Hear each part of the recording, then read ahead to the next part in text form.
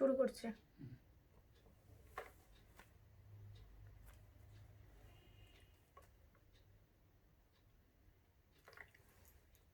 নমস্কার, আমি দুর্গাশ্রী চলে এলাম লাইভ ফোন ইন অনুষ্ঠানে তোমাদের সাথে লাইভে কথা বলার জন্য। আমি দুর্গাশ্রী তোমাদের সামনে আজকে 17 ফেব্রুয়ারি আমার অফিসিয়াল ফেসবুক চ্যানেলে আমি দুর্গাশ্রী তোমাদের সামনে লাইভ ফোন ইন অনুষ্ঠানে। আজ 17 ফেব্রুয়ারি সূর্যগ্রহণ, মহাশিবরাত্রির ঠিক পরেই সূর্যগ্রহণ হয়েছে, তোমরা সেটা প্রত্যেকেই জানো। কুম্ভে ধনিষ্ঠা নক্ষত্রে এই সূর্যগ্রহণ হয়েছে এবং ধনিষ্ঠা নক্ষত্রের প্রতীক হলো ডুমরু। জানো তোমরা সকলেই ডুমরু যেটা বাজে, ধনিষ্ঠা নক্ষত্রের প্রতীক এটাই, যা ইঙ্গিত করে পরিবর্তনের। আমি লাইভ ফোন ইন অনুষ্ঠানে আছি, অবশ্যই লাইভে ফোন নেব। ফোন নাম্বার নিচে দেওয়া আছে, সেই নাম্বারে ফোন করবে। একটি মানুষের সাথে দুটি প্রশ্নের উত্তরই আমি দিতে পারবো, বিকজ না হলে প্রোগ্রামটা, এই ছোট্ট 30 মিনিটের প্রোগ্রাম কন্টিনিউ করা যাবে না। সেজন্য খুব বেশি কোয়েশ্চেন না, জাস্ট আমি একটা দুটো কোয়েশ্চেন করবে, নিশ্চয়ই আমি উত্তর দেব। তোমরা সকলেই অপেক্ষা করেছিলে লাইভের জন্য, আমি জানি। 10 মিনিট দেরি হলো আমার লাইভ শুরু করতে। গ্রহণ কখনো নতুন কিছু সৃষ্টি করে না, একটা কথা মাথায় রাখবে। গ্রহণ কখনো নতুন কিছু সৃষ্টি করে না। গ্রহণের পর পুনরায় শুরু হয় নকলের মুখোশ খুলে আসলের প্রতিচ্ছবি প্রকাশ পাওয়াটাই হচ্ছে গ্রহণের মেন জায়গা। আমরা এই অনুষ্ঠানের মাধ্যমে কোন কোন রাশির এই গ্রহণের ফলে কি কি ফল পেতে পারো সেই নিয়ে অবশ্যই আলোচনা করব। সব রকম আলোচনাই অল্প অল্প করে করব, বিকজ জ্যোতিষ এবং প্রেডিকশন বারবার বলেছি এটা একটা সমুদ্রের ন্যায়, এটা যত বলবো যত করব কোথাওই গিয়ে শেষ হবে না। তবু আমি রাশি অনুযায়ী বলি, কাগজ পেন নিয়ে চটচট রেডি হয়ে যাও, বিকজ আমি পরে ফোন করে এইসব নিয়ে কোয়েশ্চেন করলে কিন্তু আমি উত্তর দিতে পারবো না। আমি যেখানে আছি সেখানে বলি। প্রথমে বলি আজকে 17 ফেব্রুয়ারি শিবরাত্রি সঙ্গে সূর্যগ্রহণ, যেটা ভারতবর্ষে খুব বেশি দৃশ্য হয়নি, ভারতবর্ষে দৃশ্য ছিল না। সেই অবস্থায় দাঁড়িয়ে আমি রাশিগত ফলাফল বলছি ভারতবাসীর জন্য।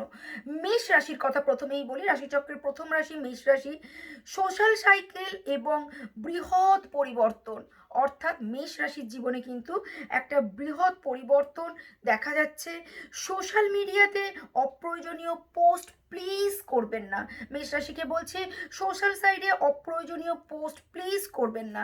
বৃষ রাশির জাতক জাতিকাদের বলছি কর্মে সতর্কতা অবশ্যই বজায় রাখো এবং নিজের ভরসায় কাজে মন দাও।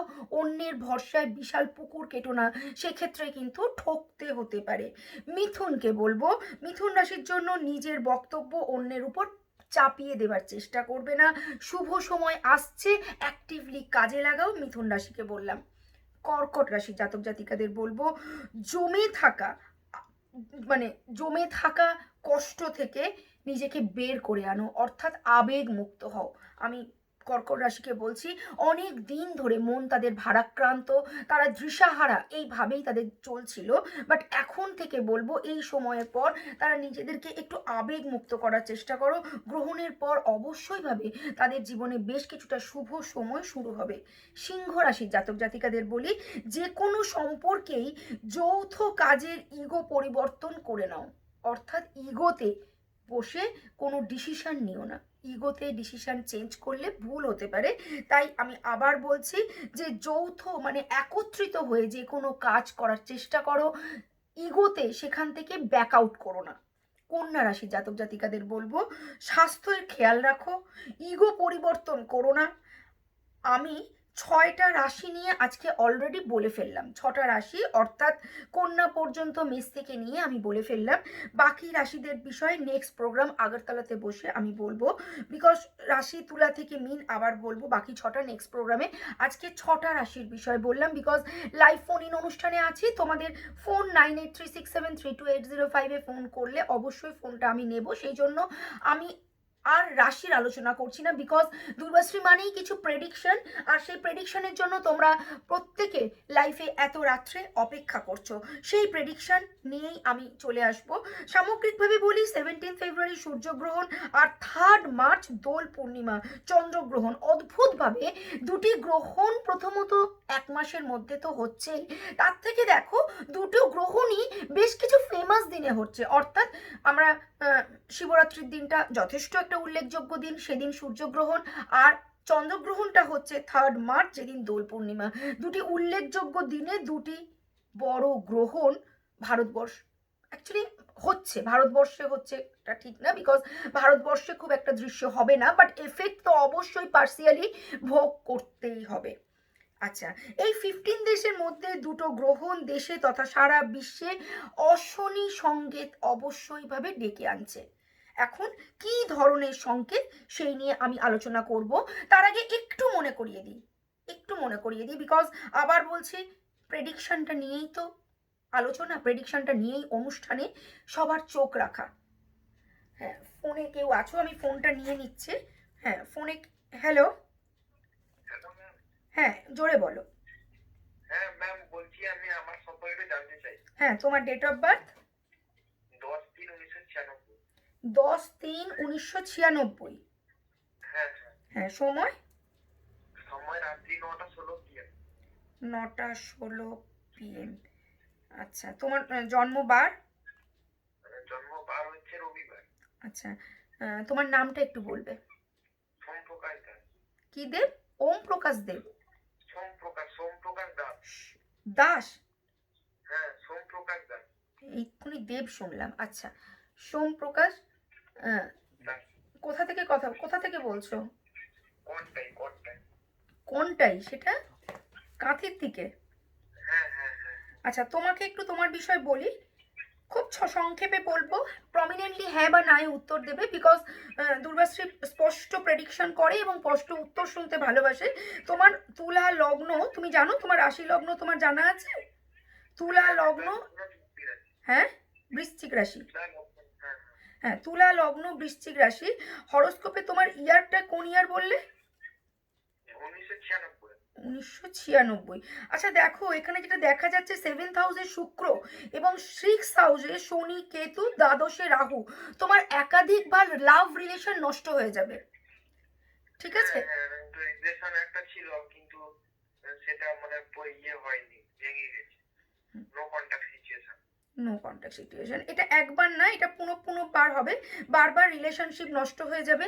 আরেকটা কথা, দ্বাদশ স্থান ব্যয় স্থান, তার অধিপতি বুধ, সেও অবস্থান করছে রবি মঙ্গল যুক্ত হয়ে। সুতরাং অর্থ তুমি ধরে রাখতে পারবে না, স্টেবিলিটির অভাব কিন্তু থাকবেই জীবনে। হ্যাঁ হ্যাঁ হ্যাঁ, আচ্ছা, এবার শুনতে থাকো। আর মনে করলে কোনো অভিজ্ঞ অ্যাস্ট্রোপ্রামিস্টকে দিয়ে হরোস্কোপটা একটু দেখিয়ে নিও, বিকজ সাকসেসের জায়গায় কিন্তু না হলে বারবার বাধা পেতে হবে। হ্যাঁ হ্যাঁ, যেখানে ছিলাম, লাইভে ফোন নেব, তবে খুব সংক্ষেপে, বিকজ অনুষ্ঠানটা চালিয়ে নিয়ে যেতে হবে। To the point question, to the point answer. শনির সংকেত, মানে এই বারবার দুটি গ্রহণ অশনি সংকেত বয়ে নিয়ে আসছে। এখন কি হতে পারে তো অবশ্যই বলবো। তার আগে একটু মনে করিয়ে দিই কি হয়েছিল, বিকজ কি হতে পারে এই নিয়ে ডিসকাস তো করবোই, বাট কি হয়েছিল সেটা যতক্ষণ সুনন্দা দেব দিদি, প্রণাম নিও। খুব ভালো থেকো তুমি, সব সময় তোমার চোখ আমার দিকে থাকে, এটা দেখে আমার খুব ভালো লাগে। তুমি আর তোমার হাজবেন্ড খুব খুব খুব ভালো থেকো, তোমরা খুব ভালো মানুষ, ভালো থেকো। অনুষ্ঠানটা চালিয়ে নিয়ে যাই। যেটা আমি বারবার বলবো সেটা হচ্ছে, কি বলেছি দেখো, অলরেডি আমি আমার একাধিক লাইভ অনুষ্ঠানে, যারা সুনন্দা দেখছো তুমিও জানো, তুমি আমার অনেক পুরনো, এছাড়া যারা পুরনো ক্লায়েন্ট দেখছো তারা তো জানোই। হ্যাঁ, আর নতুনদের জন্য বলবো, আমার এফবি চ্যানেলটা SMT দুর্বাশ্রী বলে সার্চ করো, বিকজ আমি হয়ে যাবার পর কিছু বলতে ভালোবাসি না। সোশ্যাল মিডিয়ায় আপডেট আছে ডেট অ্যান্ড টাইম ওয়াইজ, সেখানে তোমরা দেখতে পাবে। আমি বারবার বিভিন্ন ব্রডকাস্টে, বিভিন্ন লাইফে, বিভিন্ন ছোট ছোট জায়গায় আমি বারবার একটি টাইম লাইন, মানে হাইলাইট করেছিলাম, that is 28 January to 28 March, 28 January to 28 March. আজকে মাত্র 17 তারিখ ফেব্রুয়ারি মাসের, অর্থাৎ ওই মাসের 28 দিন আর এই মাসের এখনো 10টা দিন বাকি আছে, অর্থাৎ 30 আর 10-এ এখনো 40-42 দিন বাকি আছে। অলরেডি দুর্বাশ্রীর প্রেডিকশন কতটা সত্যি। এই সময় কি কি ঘটেছে আমি সেটা তোমাদের একটু মনে করিয়ে দিই। আমার প্রেডিকশন করার মাত্র, অর্থাৎ আগরতলায় বসে লাইভে প্রেডিকশন করার মাত্র 5 দিনের মধ্যে মহারাষ্ট্রে প্লেন ক্র্যাশ এবং উপমুখ্যমন্ত্রী আমাদের ছেড়ে চলে গেছেন। মহারাষ্ট্রে ফ্লাইট ক্র্যাশ আমার প্রেডিকশনের মাত্র 5 দিনের মধ্যে, এবং এই সবগুলো এফডি পেজে আপডেট আছে, আমি বলে দিচ্ছি। আর আমার পুরনো ভক্তরা লাইক দিচ্ছে, ব্যাপারটা ঠিক এরকম না। ব্যাপারটা হচ্ছে বারবার এত কিছু মনে করানোর উদ্দেশ্য আমার একটাই, যে ভবিষ্যৎবাণী সত্য হবেই যদি সঠিকভাবে ম্যাথামেটিক্যাল ক্যালকুলেশন করা যায়। যেখানে ছিলাম আমি প্রেডিকশন করার মাত্র 5 দিনের মধ্যে মহারাষ্ট্রে প্লেন ক্র্যাশ, উপমুখ্যমন্ত্রী মারা গেছেন। আর তুরস্কের বিমানে আগুন লেগে গেল তার ঠিক পরপরই। তোমরা প্রত্যেকেই এগুলো জানো, বিকজ এটা বড় নিউজ। আর কি কি ঘটেছে? আর সোমালিয়াতে বিমানকে জলে নামতে হয়েছে, যেখানে কোনো হতাহতের সংখ্যা নেই বললেই চলে, কম, বাট রিস্ক জোন থেকে মুভ করতে পেরেছে দুটি বিমান। কি হয়েছিল?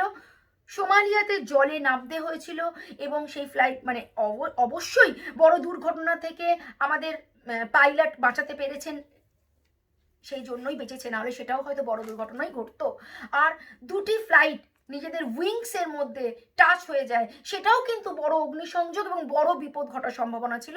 বাট এনিহাউ এই দুটোকে সেভ করা গেছে, আর দুটো ঘটনা বড় বড় ঘটে গেছে। অর্থাৎ বারবার মাত্র কয়েকটা দিনের মধ্যে, অর্থাৎ 1.5 মাসের মধ্যে এতগুলো দুর্ঘটনা বারবার ঘটেছে।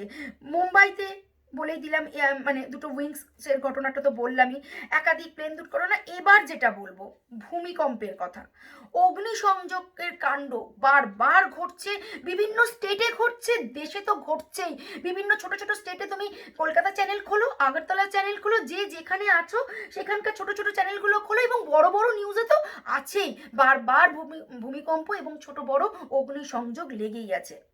এবার চন্দ্রগ্রহণ এবং সূর্যগ্রহণের ফলে কি হতে পারে সেটা আসছি। এতক্ষণ বললাম কি অলরেডি হয়ে গেছে, এখানটা খুব দরকারি, মন দিয়ে শোনো, খাতাপত্র নিয়ে মিলিয়ে নাও। সঙ্গে লাইভ ফোন ইন অনুষ্ঠান অভিজিৎ দাস ফোন করো। আমি আগরতলায় সাকসেস পাবো নাকি, ফোনে এসো। আমি এখানে না, আমি লাইভ ফোন ইন অনুষ্ঠানে ফোনে আসতে বলছি, 9836732805 নাম্বারে আমি ফোন রিসিভ করব, ফোনে এসো। আচ্ছা, কেউ একজন ফোনে এসেছে অলরেডি, দেখি। হ্যালো, একটু জোরে ফোনের স্পিকারটা বন্ধ করো, একটু জোরে কথা বলো।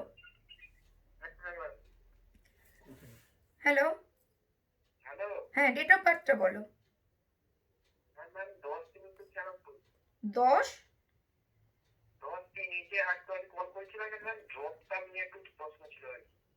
দেখো, একটা অনুষ্ঠানে বারবার ফোন করে যদি অন্যকে বিরক্ত করো, তাহলে অন্যের, তুমি যদি মনে করো যে কোনো অভিজ্ঞ অ্যাস্ট্রোপ্রমিস্টের সাথে পার্সোনালি দেখা করে নাও, ঠিক আছে?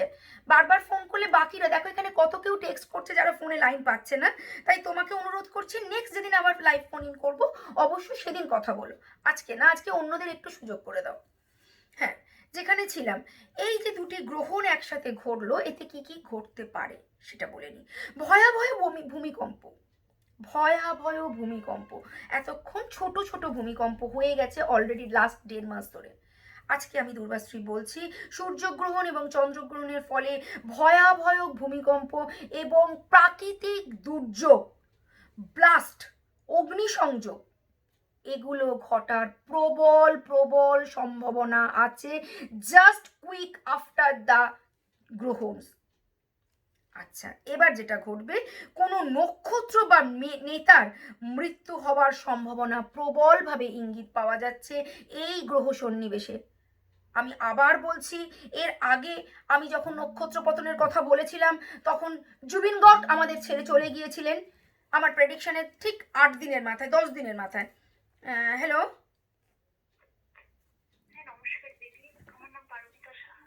আচ্ছা, ডেট অফ বার্থ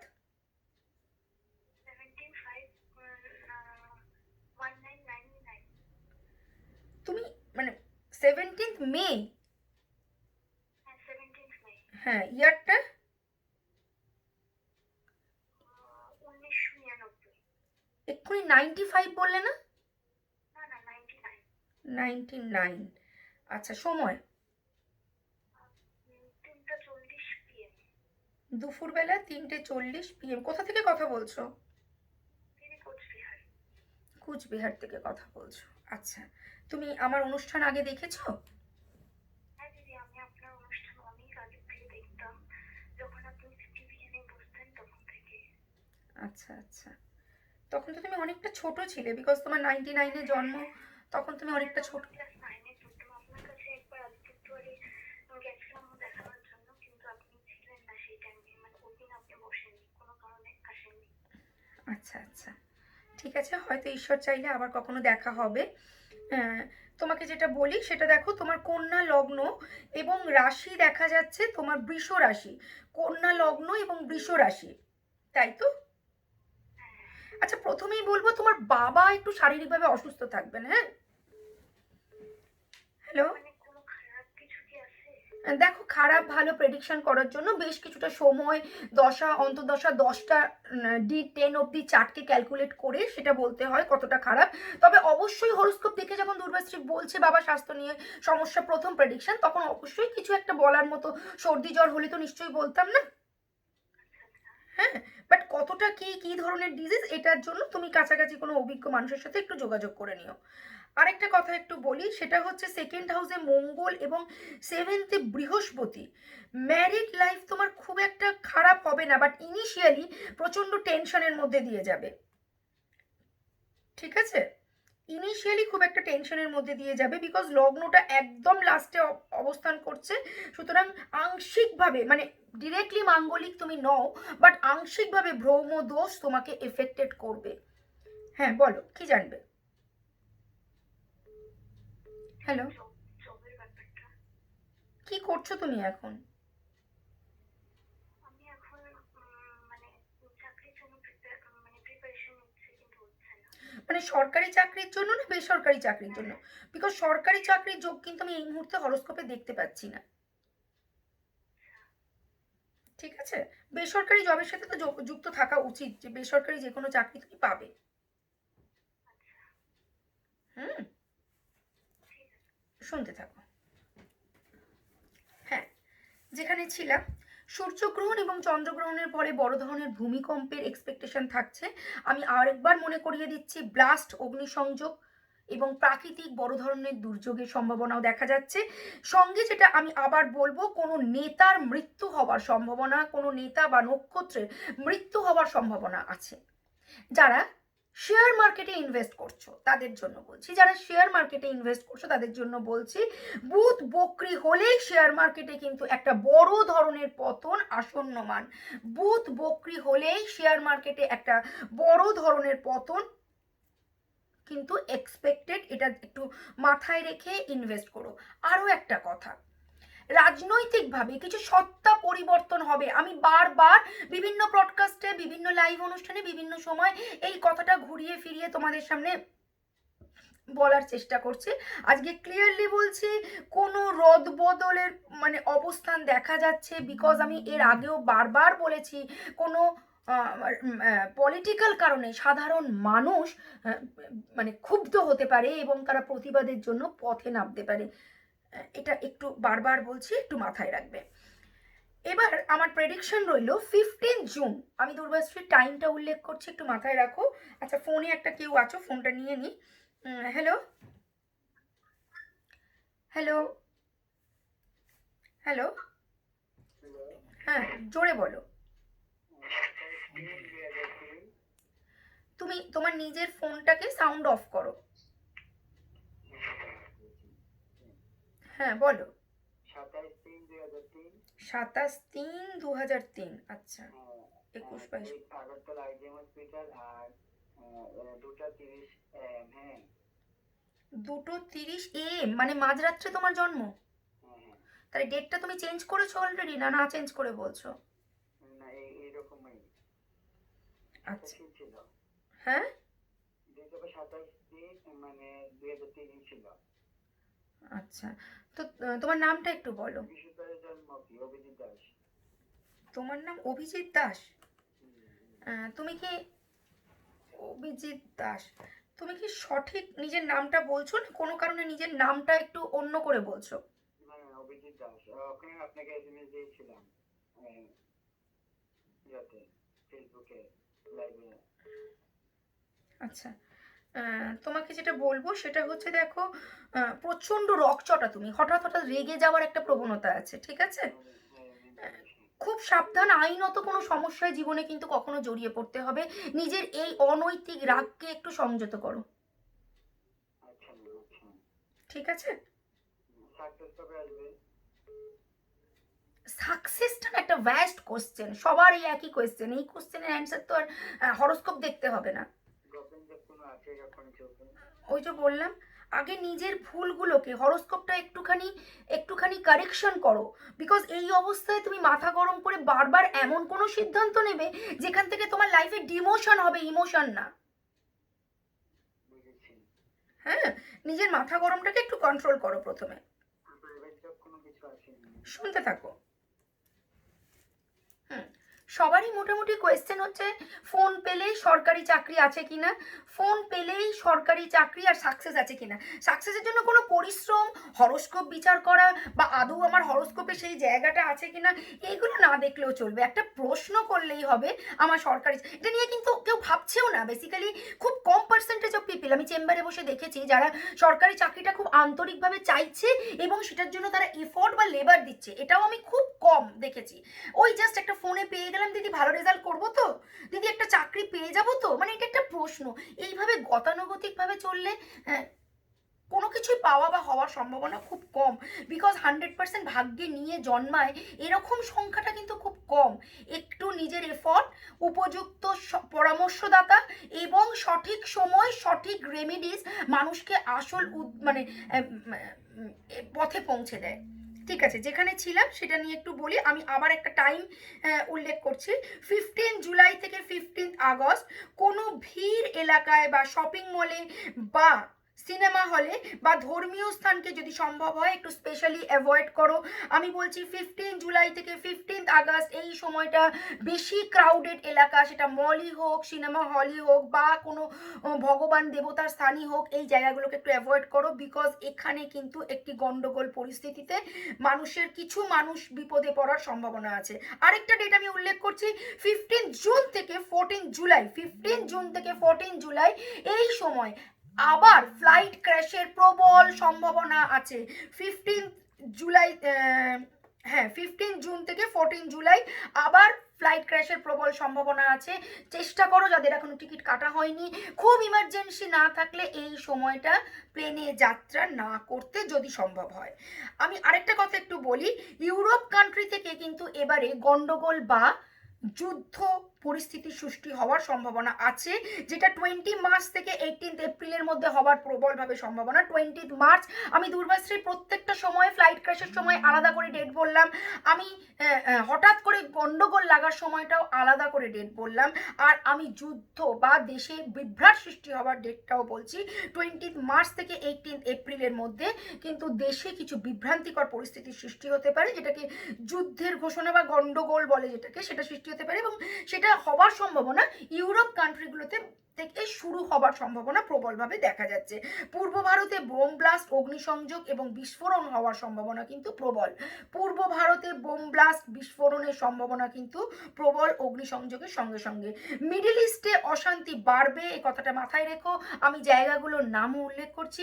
মিডল ইস্টে অশান্তির সম্ভাবনা বাড়বে বা দেখা যাচ্ছে প্রবলভাবে। হ্যাঁ, ফোনে কে আছো? হ্যালো। হ্যাঁ, ফোনে কে আছো বলো। হ্যাঁ, একটু জোরে তোমার ডেট অফ বার্থটা। Date of birth 25/11/1987। 25/11/1987। আচ্ছা, 1:10 AM।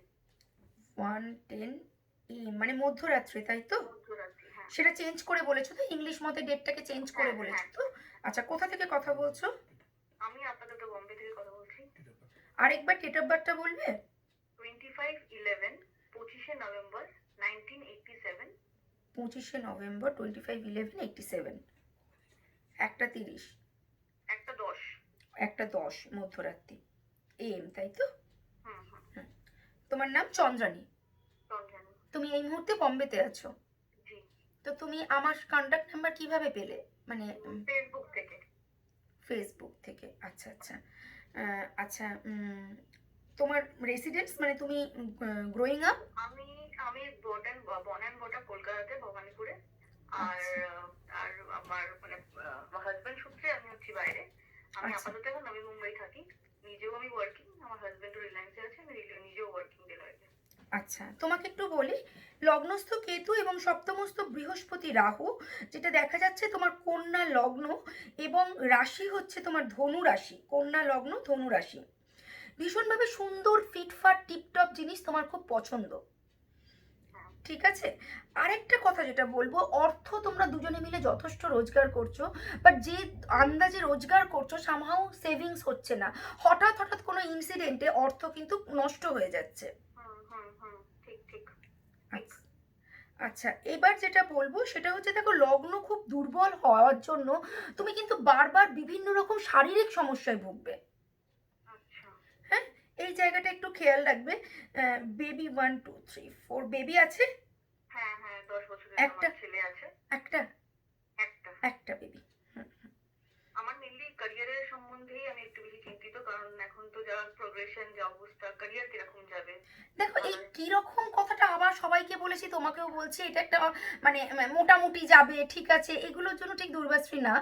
একদম এক্স্যাক্ট মানে কিরকম, মানে একদম টু দি পয়েন্ট যেটা বলবো সেটা হচ্ছে, লাস্ট বেশ কিছুদিন ধরে তোমার ক্যারিয়ারের কোনো ইমপ্রুভমেন্ট হচ্ছে না, অর্থাৎ কোনো প্রমোশন হবার একটা জায়গা বারবার শো আপ হচ্ছে, কিন্তু সামহাও তুমি ওখান থেকে ডিসকোয়ালিফাই হচ্ছ। পারফেক্ট পারফেক্ট, একদম একদম পারফেক্ট। এটা দেখা যাচ্ছে। একটু না সম্ভব হলে হরোস্কোপটা খুব পার্সোনালি একটু জাজ করে নাও, বিকজ যতক্ষণ না এখানে দেখা যাচ্ছে পূর্ণ কালসর্প, এবং যতক্ষণ তুমি এই কালসর্প যোগের প্রতিকার না করতে পারছো সঠিকভাবে, বা যতক্ষণ তুমি সঠিক রেমিডিস কিছু গ্রহ সংস্করণ না করছো, যে কোনো ক্ষেত্রেই না তুমি খুব মানে তুমি তোমার জীবনের রেজাল্টও দেখবে খুব ভালো রেজাল্ট করতে করতে একটু পিছনে। একদম এইটাই হচ্ছে আমার সাথে। না, এটা আজকে আমি হচ্ছে আপনার না। সঙ্গে ডাইরেক্টলি কন্ট্যাক্ট করে নেবো। Thank you for the advice. একদম করে নেবো। শুনতে থাকো। হ্যাঁ, যেখানে ছিলাম সেখানে ফিরে আসছি। আমি অনুষ্ঠানের একদম শেষ জায়গায় চলে এসেছি। এবার তোমাদের কিছু কিছু বাঁচার উপায়, অর্থাৎ কিছু ঘরোয়া রেমেডি তোমাদের বলে যাই, যেগুলো তোমাদের এই সময় থেকে ওভারকাম করতে একটু সাহায্য করবে, বিকজ সামনের এই দুটো গ্রহণ যাওয়াটা একেবারে ডলমলো। গ্রহণের সময় ইষ্ট দেবতার জপ অবশ্যই করবে, খালি পায়ে বিষ্ণু এবং কৃষ্ণ মন্দির দর্শন করো, এবং সম্ভব হলে সেই মন্দিরে পোছা লাগাও, অর্থাৎ নিজে হাতে মন্দির পরিষ্কার করো। মহাদেবের আরাধনা অবশ্যই করবে, আর কোনো অশান্তিতে পা দেবে না, বিকজ ছোট অশান্তি কিন্তু প্রত্যেকের জীবনে বৃহৎ আকার আনতে পারে, সময় বা ট্রানজিট সেটা বলছে। এবার নিজস্ব নিজস্ব হরোস্কোপে অবশ্যই প্রেডিকশন ডিফারেন্ট হবে। সামনেই নবরাত্রি, এই সময়কে কাজে লাগিয়ে যারা খুব সমস্যায় জর্জরিত তারা অবশ্যই ভাবে অ্যাস্ট্রোলজারের কাছে যাও, সঠিকভাবে কোনো গ্রহ সংস্করণ করে এই জায়গা থেকে ওভারকাম করার চেষ্টা করো। এই নবরাত্রির সময়টা সুপরামর্শের মাধ্যমে কোনো অভিজ্ঞ জ্যোতিষ বা যিনি সঠিক প্রতিকারের মাধ্যমে ইতিপূর্বে মানুষের মঙ্গল কামনা মানে মঙ্গল করেছেন এরকম কোনো মানুষের সাথে যোগাযোগ করো, যাতে ছোট ছোট সমস্যাগুলোকে একটু এড়িয়ে নিয়ে নিজেদের জীবনটাকে স্মুথ করে নিয়ে যাওয়া যায়। টু হুইলারে মাঝরাত্রে ড্রাইভ করাটা থেকে একটু বিরত থাকো, ছোট ভাই বোনেদের জন্য বলছি। আর যেটা বলবো, আজকের অনুষ্ঠান একেবারেই শেষ, তাই যেতে যেতে বলবো, আগামী দিন আগরতলায় 22 এবং 23 আমি আগরতলায় থাকছি, 28 আমি দুর্গাপুরে থাকছি, 28 আমি দুর্গাপুরে থাকছি, 22 23 আগরতলায়, 28 দুর্গাপুরে। আর কলকাতায় যারা দেখাতে চাইছো তারা ফোনে যোগাযোগ করবে, ফোনে তাদেরকে আমি এক্স্যাক্ট ডেটটা বলে দেবো, ডেট অ্যান্ড টাইম ফোনে বলে দেবো। ভালো থাকো, সুস্থ থাকো, নবরাত্রিটা ভালো করে কাজে লাগাও। এই সময় অত্যন্ত শুভ কর্মের জন্য শাস্ত্রে উল্লেখযোগ্য। এই সময় সঠিক কোনো তন্ত্রবিদ জ্যোতিষের সাহায্য নাও।